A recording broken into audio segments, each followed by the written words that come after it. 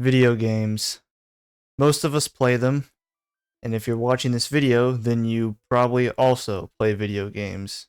If you don't, then to be honest, I'm not entirely sure why you're even here, but I suppose the more the merrier. I came up with this video idea a few days ago while trying to, think about what the next video should be. I knew I wanted to talk about something more broad instead of talking about a specific game. And as I was thinking, a thought came to me. What would my life be like without video games in it? What would I do every day if I didn't have any video games to even play? Would my life be better or worse? And to be honest, it would probably be better in certain aspects, since I'd have more time to be productive and shit like that. But I don't think my life would overall actually be better. I wouldn't want to live in a world without any video games. They bring me and many people so much enjoyment. Why would I not want video games? They're a huge part of many people's lives, and fuck, for some, it's like literally their jobs.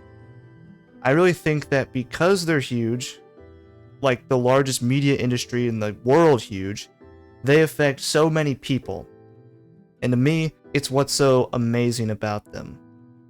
No matter where you are or how old you are, no matter who you are, there are video games out there for you. There's video games out there for literally everyone. And it's what makes them so great.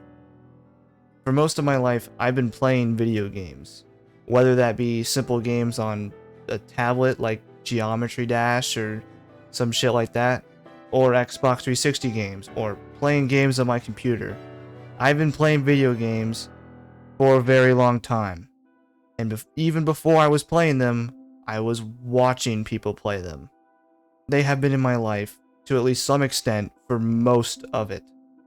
Out of any form of media, I think video games have drawn out the most amount of emotion from me.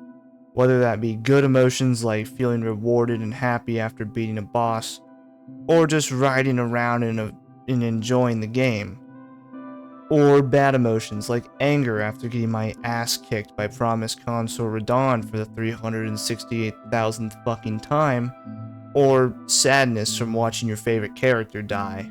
I feel that most of the time, whenever I grow super interested in a character, it tends to be in a video game. And when a game is able to do something like that, a great example being Arthur Morgan from Red Dead 2, it's seriously impressive. They were able to make me feel sad for what is basically just pixels on a screen. They got me to fucking shed tears when this motherfucker died. I think that moment was when I sort of realized that video games could be so much more. Up to that point, I had played sports games, Minecraft, Ark, stuff around those lines. I didn't have a huge catalog of games at the time, but playing Red Dead 2 seriously changed the whole game for me. I saw video games as more than just a way to spend some time and have a good time. Red Dead 2 is still my favorite story in fiction ever. But games where you can just relax and have a good time are also great. It's another reason games are so amazing. I couldn't name the amount of times, if I tried, that I came home from school or work just completely exhausted, usually feeling pretty shitty or annoyed. Or hell, there have just been times when I've just had a completely horrible day, and I would just hop on my computer, open up some American Truck Sim, maybe some Farming Simulator, or my favorite relaxing game, Planet Zoo, and just play it. It was relaxing, and would give me some time to reflect on the day, try and feel better. It was a great way to unwind for the day.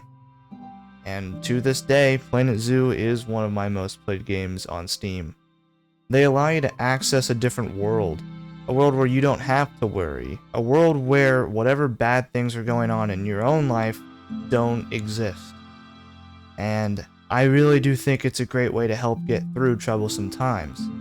And I know that it can help because I personally went through very shitty times. I'm not going to go into much detail, but to give you the pretty short overview, some pretty shitty things happened to me, multiple things back to back, and put me in a pretty shitty space mentally for a very long time. But you want to know the first thing that I did, literally the day after one of the things happened? I was feeling like shit, like total ass. I decided to hop on Minecraft. I decided I was going to play an older version of the game, since I had seen a video recently around that time of someone playing an older version of Minecraft, so I wanted to play.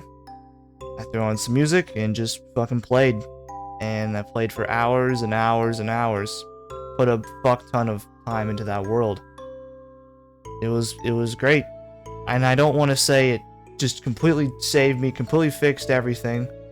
I wouldn't go that far. But it really did help. In a time where it felt like literally the entire world was falling apart, I had video games to fall back onto to help me not have to think about all that stuff. And Minecraft wasn't the only game either. I was also playing multiple other games after Minecraft as well, and the main one that comes to mind was Hollow Knight. Basically every day after school, I would feel like just total ass. I would come home and play Hollow Knight and work on platinuming the game. And just to clarify, I did do other things outside of just go to school and play video games. I didn't literally come home every day and play games as soon as I got home. Just want to clear that up. I did do other things. I did go outside. I did do stuff. I hung out with people. Alright? But I did play them a lot. They were one of the better ways to help me clear my head. Give me a few hours of a clear mind and not having to worry about anything. Now, granted, Hollow Knight might not be the most calming game to play, especially when I was doing Pantheon 5. However, that does lead me into the next thing I want to talk about. I really do think that video games affect us in ways that we might not completely notice at first. And the best example I can think of this is perseverance. Before playing any Souls games or anything of that, before I had a very wide video game catalog, if something got hard in a game for me, just a little too difficult, couldn't beat it on the first few tries, I would usually stop, or try and find a cheaty way around it, or a cheesy way to get through it easily, because I didn't want anything difficult. However, I have noticed that after playing all those games, I have completely changed. I learned to just keep going, to just keep trying, because as long as I keep going, eventually I'm going to win. Eventually you're gonna get it right. Eventually you're gonna beat it. Eventually you're going to overcome it.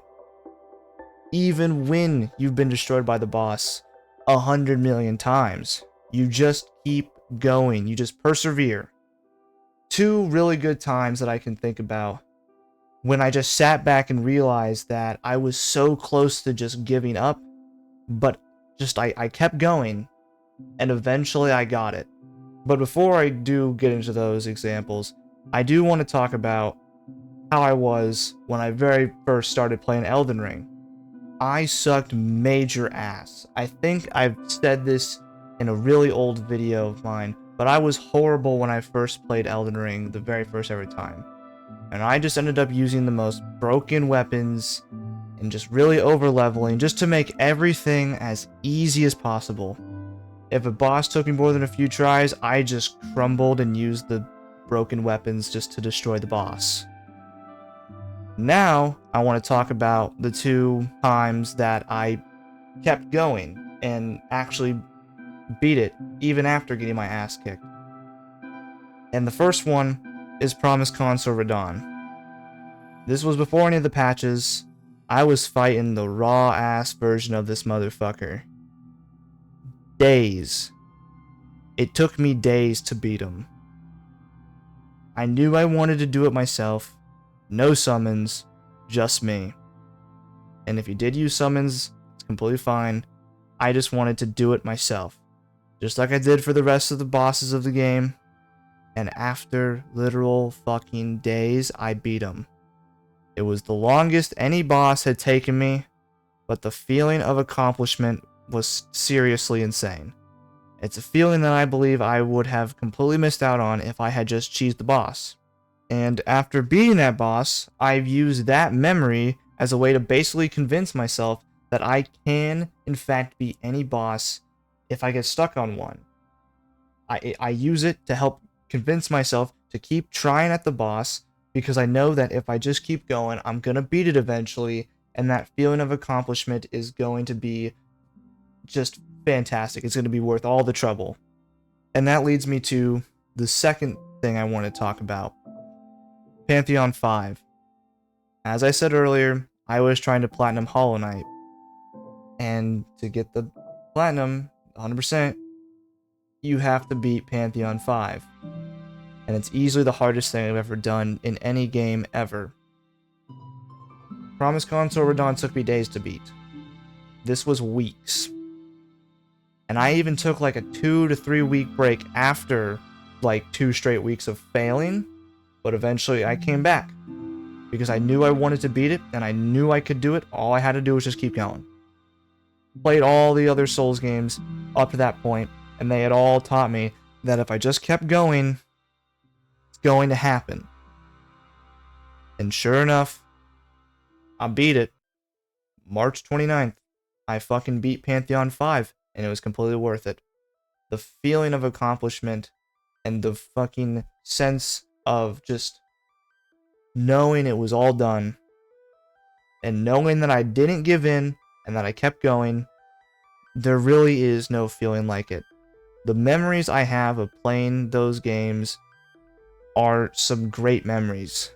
There are so many stories that me and my friends have of playing video games together, staying up till 1 in the morning playing Ark, the countless Minecraft worlds we've created, the countless hours I put into Red Dead and GTA Online playing with my friends over the summers.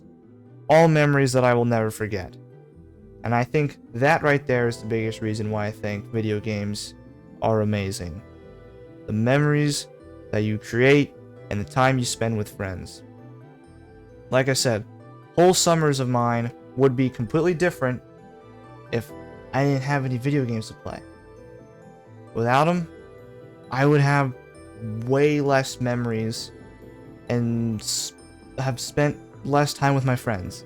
Now, granted, we would have probably just done other things and done, we would have done other things outside and stuff, which we did. We did plenty of that, but the video games only added on to the summer. We did all the things, basically, for multiple summers. We would spend basically the entire day outside doing stuff, and then we would come home and then play video games until like 11, and it was just rinse and repeat. It was perfect.